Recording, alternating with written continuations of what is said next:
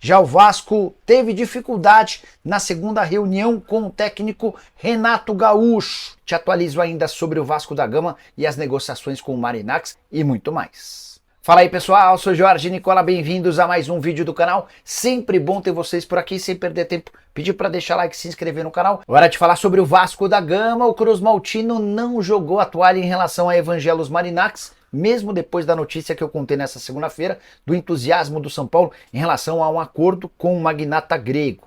São Paulo e Evangelos Marinacx negociam uma parceria para as categorias de base. Segundo o São Paulo, se esse negócio for fechado, o Marinacx não poderá seguir adiante com a ideia de comprar a SAF vascaína. Mas recebi a ligação de um dirigente do Vasco e essa pessoa demonstrou que as negociações com o Marinacx seguem avançando e que toda vez que o grego conversou com dirigentes do Vasco, demonstrou muita vontade de ser dono do clube. Essa pessoa do Vasco inclusive me perguntou: Nicola, se você estivesse no lugar do Marinacx e tivesse 22 bilhões de reais de fortuna estimada, você preferiria comprar a SAF do Vasco ou ser parceiro nas categorias de base do São Paulo? Essa pessoa do Vasco ainda lembrou que as cifras nem são tão diferentes. Vamos falar em 400 milhões para parceria na base do São Paulo e 1 bilhão de reais para a compra da SAF do Vasco. De fato, parece fazer sentido esse argumento.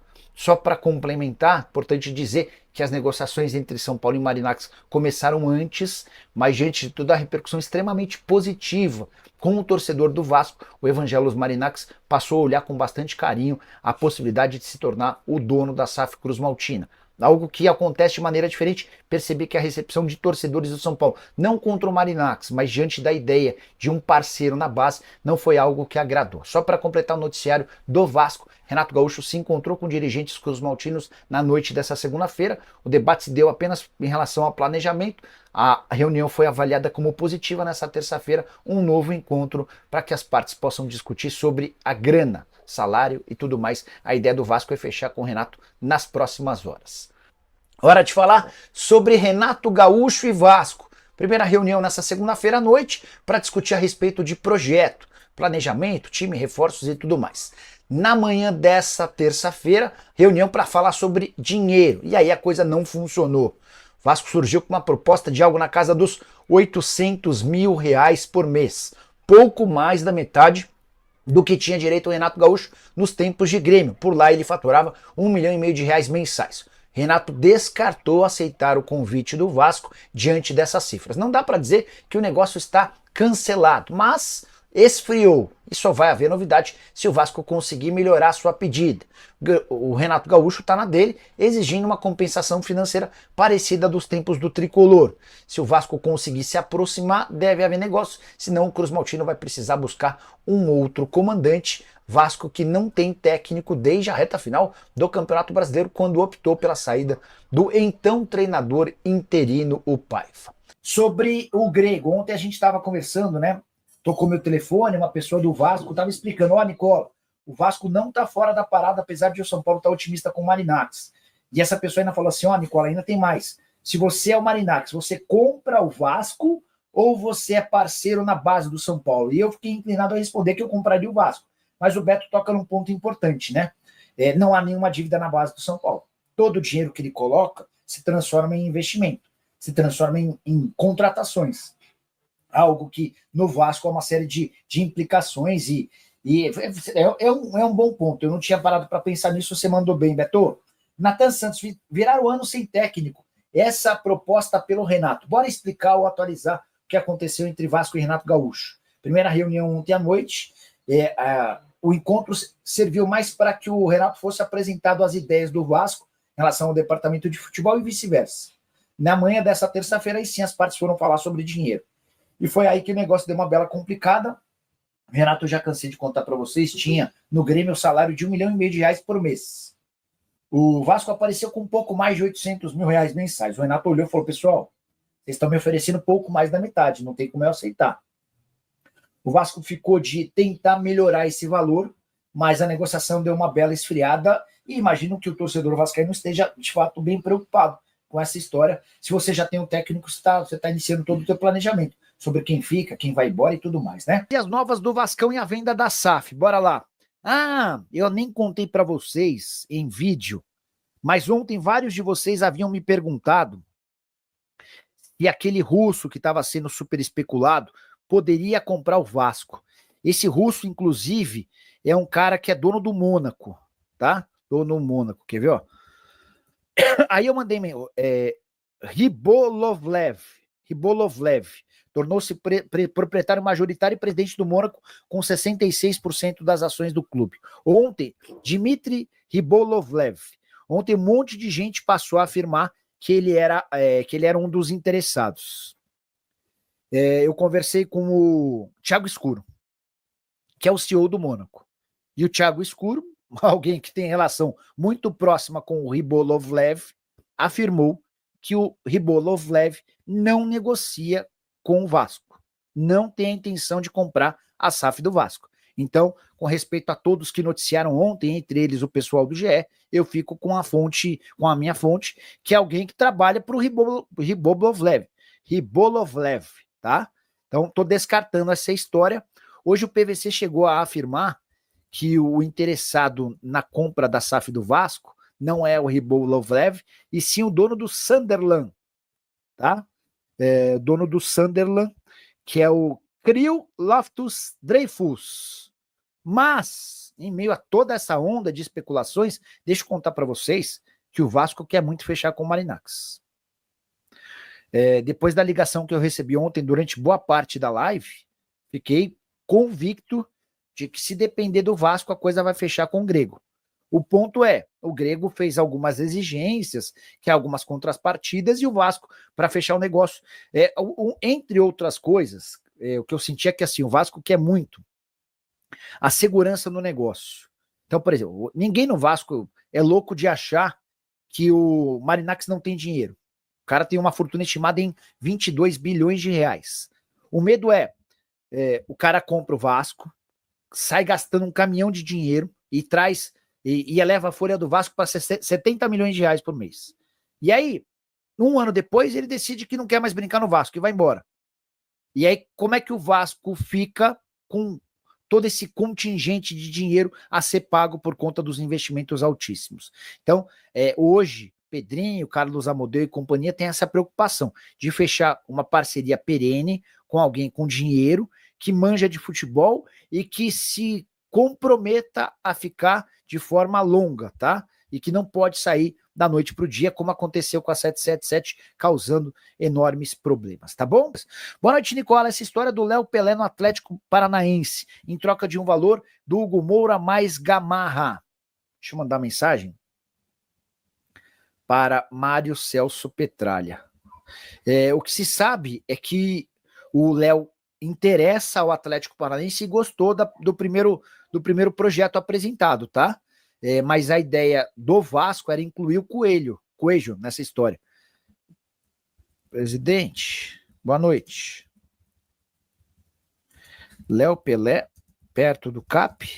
Vamos ver o que o Petralha nos responde, tá? O André Lisboa, o Vasco tem uma proposta de 88 milhões pelo Rian. André, a Fiorentina sinalizou com uma oferta que deve ser apresentada nos próximos dias, que pode chegar a esses 88 milhões de reais, tá? Se for, vai ser algo muito festejado, porque o Vasco precisa urgentemente de dinheiro. E essa negociação seria um enorme acréscimo para o Cruz Maltino, tá? É uma realidade, existe essa promessa de proposta, e se apresentada, o Vasco leva no aeroporto e vende o Rian na hora. E eu tinha muito boas referências do Rian, especialmente na base, mas a verdade é que no profissional ele ainda não vingou. E parece que a Fiorentina também aumentou seu interesse no Rian depois das palavras do Edmundo, que tem um baita histórico lá na Fiorentina, Edmundo que é ídolo do Vasco. Bora mudar de assunto e falar sobre o futuro de Davi Luiz. O zagueiro de 37 anos de idade fica no Flamengo? Posso assegurar para vocês que a prioridade do Davi Luiz é permanecer no Fla. O vínculo se encerra em dezembro e se o Flamengo assinar com uma renovação, a tendência é que esse contrato seja estendido, prorrogado. Embora já dá para afirmar que o salário de 1,5 milhão de reais por mês, a que ele tinha direito até 31 de dezembro, está descartado. O Flamengo ainda não se decidiu. Felipe Luiz até deu esperança para o Davi em relação a essa renovação de contrato. mas a palavra final vai ser de José Boto, novo diretor executivo de futebol do clube. Queria lembrar que o Corinthians já fez proposta ao Davi Luiz. Fabinho Soldado gostaria muito de contar com o Davi na temporada que vem no Timão. O Vasco sondou a situação do Davi. Quaisquer outras negociações vão ser retomadas se o Flamengo não sinalizar com a permanência do atleta. Davi, como eu contei, 37 anos de idade, 36 jogos e 3 gols na atual temporada. Zagueiro mais bem pago do futebol brasileiro e da América do Sul, R$1,5 milhão por mês, mas isso dura apenas até o fim desse ano. O Vasco tem, de fato, proposta do Russo. Proposta não. Tem uma conversa com o Russo que vocês estão citando desde o início da live. Até tinha mandado mensagem e existe. Nem o Vasco sabe ainda se esse Russo tem alguma restrição em relação aos Estados Unidos. Só para lembrar, existem uma série de boicotes e vetos de negócios com russos, clubes russos, enfim, por conta daquela guerra entre Rússia e Ucrânia. O Vasco ainda não tem um feedback de que se esse cara pode ou não avançar nas tratativas. Mas, porém, contudo e todavia, o Vasco acredita na possibilidade de o Marinacks fechar com o Cruz Maltino, mesmo sabendo na negociação que é anterior com o São Paulo. O Vasco ouviu feedbacks muito positivos do Marinacks e dos seus representantes, tá? De que comprar o Vasco seria uma baita de uma possibilidade de um clube de engajamento gigante, de torcida pesadíssima, tá? Então, hoje eu postei a informação aqui no blog, aqui no canal e também no meu blog, que o São Paulo está super otimista com o acordo com o Marinacks. E o São Paulo entende que, fechando com o Marinacks, a negociação com o Vasco está descartada.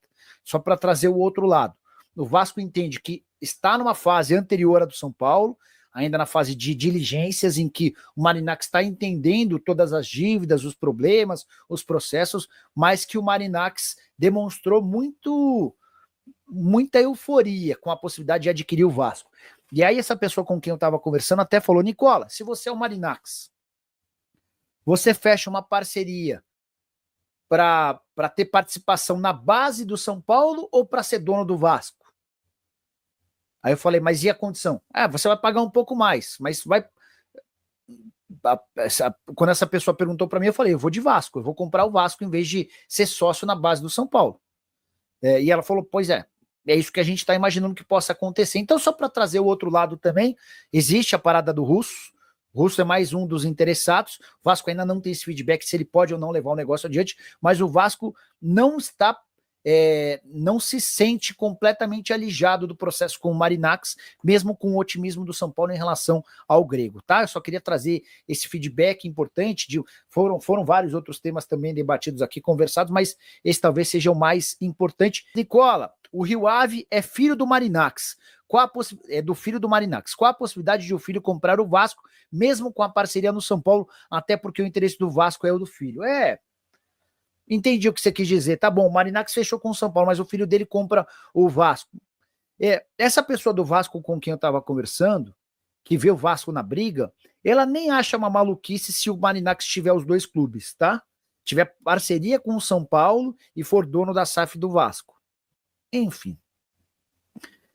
O Marinacks, a reunião do Vasco e do Renato já se acertou. Cara, esqueci de perguntar.